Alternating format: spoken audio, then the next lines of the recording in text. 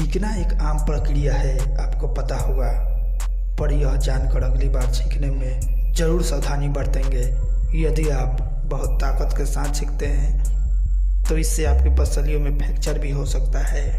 साथ ही अगर आप इसको दबाने की कोशिश करते हैं तो इससे गर्दन के ब्लड वेसल्स नष्ट हो सकती हैं और इससे आपकी जान भी जा सकती है।